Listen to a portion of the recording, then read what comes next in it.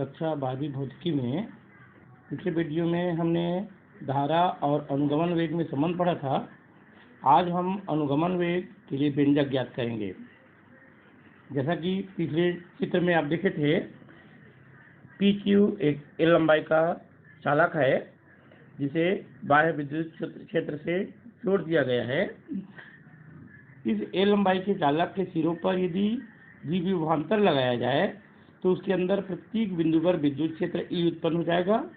तब विद्युत क्षेत्र की तीव्रता E = V/L।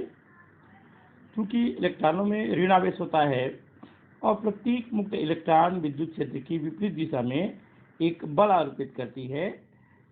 बल F = -E × जहाँ E विद्युत क्षेत्र की तीव्रता और E एक इलेक्ट्रॉन पर आवेश है, और यहाँ पर माइनस चिन्ह यह बताता है कि बल का क्षेत्र और विद्युत क्षेत्र की दिशा एक दूसरे के विपरीत है। यदि प्रत्येक इलेक्ट्रॉन का द्रव्यमान m हो तो उसमें उत्पन्न त्वरण F = ma के सूत्र से A = F/m, और इस प्रकार ऊपर में जो बल का मान निकाले थे -E उसको रख देंगे तो त्वरण का सूत्र होगा -E × E/m। इस त्वरण के कारण मुक्त इलेक्ट्रॉन अनियमित तापीय वेग के साथ साथ क्षेत्र के विपरीत दिशा में अतिरिक्त वेग घटक प्राप्त करते हैं। इसका मान बहुत ही कम होता है और धन आवेश से अगली टक्कर के बाद इलेक्ट्रॉन इस अतिरिक्त वेग घटक को खो देता है और फलस्वरूप इसका जो त्वरण है वह विद्युत क्षेत्र के अनुक्रमानुपाती नहीं हो पाता। तब यदि किसी धात्विक चालक में n जो मुक्त इलेक्ट्रॉन है उनके अनियमित तापीय वेग को क्रमशः U1 वेक्टर में, U2, U3 इस प्रकार से n है तो UN तक लें तो इन सब का औसत 0 होता है। यदि किसी क्षण विद्युत क्षेत्र लगाया जाए तो U1 तापीय वेग वाले किसी मुक्त इलेक्ट्रॉन का वेग V1 हो तो 11वीं आप लोग पढ़े थे गति का पहला समीकरण V = U + AT। उस सूत्र से V1 = U1 + A t की जगह पर τ1 लेते हैं, जहां τ दो क्रमागत टक्करों के बीच का समय अंतराल होता है। इसी प्रकार चालक के अन्य मुक्त इलेक्ट्रॉनों के वेग को क्रमशः V2 लें तो U2 + Aτ2, V3 = U3 + Aτ3, और इसी प्रकार Vn = Un + AτN होंगे। बाह्य विद्युत क्षेत्र की उपस्थिति में समस्त मुक्त इलेक्ट्रॉनों का औसत वेग उनके अनुगमन वेग, जिसको Vd लिखते हैं, के बराबर होगा। इस प्रकार औसत वेग का जो सूत्र होता है समस्त वेग बटे वेगों की संख्या, तो Vd = V1 + V2 + V3 इस प्रकार Vn तक, और उनका मान ऊपर जो V1, V2, V3 ज्ञात किए तो उसको रख देंगे। सभी U को एक साथ लिखेंगे तो U1 + U2 + U3 UN तक, और Aτ1 Aτ2 में से A को कॉमन ले लेंगे तो ब्रैकेट में बचेगा τ1 + τ2 + τ3 + τN, और चूंकि बट्टे में n पूरे पद के लिए है जिसको अलग अलग दोनों के लिए बटे n लिख सकते हैं। ऊपर समीकरण 3 में तापीय वेग का औसत हमने 0 प्राप्त किया था, उस जगह पर यदि 0 रख दें, A का A रहेगा, और समस्त शांति काल जिसको τ1, τ2, τ3 और τN कहते हैं का औसत τ लिखें तो Vd = A × τ होगा, जहाँ τ1 + τ2 + τ3 + τN/n अर्थात दो क्रमागत टक्करों के बीच का औसत समय अंतराल है। इलेक्ट्रॉनों के दो क्रमागत टक्करों के बीच का जो औसत समय अंतराल होता है उसको विश्रांति काल या रिलैक्सेशन टाइम कहते हैं, और इसे ही τ से दर्शाते हैं। Vd = वेक्टर A × τ आया था, समीकरण में मान रखेंगे Vd = A का जो मान निकला था -E × E/m, और उसमें τ का गुणा करेंगे। इस प्रकार से जब इसका औसत चाल परिमाण के रूप में लिखेंगे तो Vd का मान E/τ/m होगा, क्योंकि यह माइनस केवल दिशा को दर्शाता है। और इस मान को जब समीकरण में रखेंगे E = V/L आया था तो E के स्थान पर V/L रखेंगे, Vd का मान मिलेगा EV/mL × τ। यही अनुगमन वेग का अभिष्ट व्यंजक है।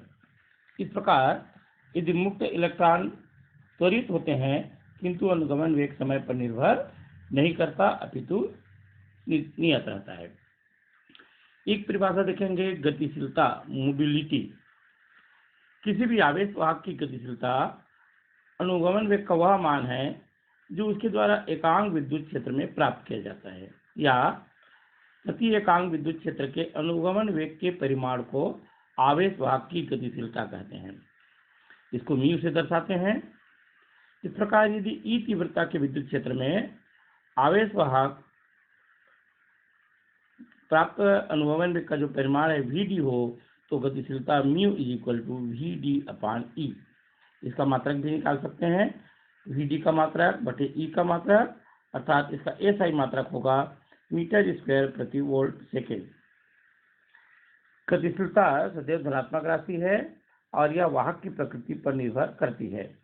यदि अनुगमन वेग का परिमाण जो ज्ञात किए थे Vd E/τ/m और म्यू का प्राप्त किए Vd/E, यहाँ पर Vd का मान रख देंगे तो Vd म्यू E, दोनों का तुलना करने पर दोनों Vd के मानों का म्यू E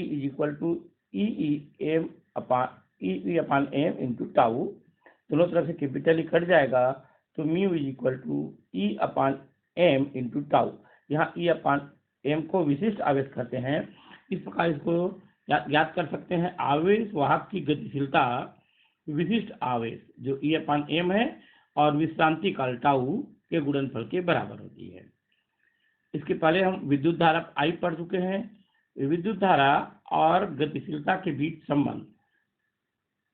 सबसे पहले चालक के लिए, यदि किसी धात्विक चालक में आवेश वाहक मुक्त इलेक्ट्रॉन है तो उसकी गतिशीलता म्यू E लिखेंगे, इलेक्ट्रॉन के लिए है Vd/E, इन्हें गुणा कर देंगे Vd μe into E।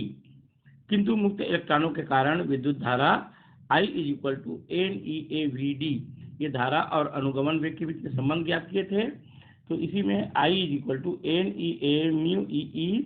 NeAμeVd का मान रखने पर।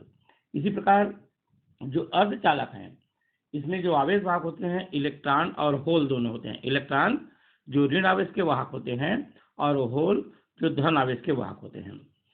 तो इलेक्ट्रॉनों की गतिशीलता म्यू E Ve/E, फिर गुणा करेंगे Ve μe into E। Vd इलेक्ट्रॉनों के अनुगमन वेग का परिमाण है। होल की गतिशीलता निकालेंगे, सूत्र वही रहेगा, E के स्थान पर H का प्रयोग करेंगे। होल के लिए μh Vh/E, Vh μhe। अगर इसमें बाह्य विद्युत क्षेत्र लगाएं तो इलेक्ट्रॉन और होल विपरीत दिशा में गति करते हैं और इस प्रकार इसमें जो समस्त धारा होगी वह उन दोनों धाराओं के योग अर्थात इलेक्ट्रॉन की धारा और होल की धारा के योग के बराबर होगी। ऊपर में हम IE और IH का मान ज्ञात कर चुके हैं, तो NeAVe प्लस PeAVH, जहाँ N इलेक्ट्रॉनों की संख्या है और P होलों का संख्या अर्थात उसका एकांक आयतन में उपस्थित संख्या, जिसे घनत्व कहते हैं। इस प्रकार I E कॉमन लेंगे तो NVE प्लस VH होगा। EA N VE का मान रख देंगे और वैसे ही VH का मान रख देंगे। फिर से E दोनों में कॉमन हो जाएगा तो I EAE ब्रैकेट में N mu E plus P mu A। यह चालक और अर्धचालक दोनों के लिए विद्युत धारा और गतिशीलता में संबंध है।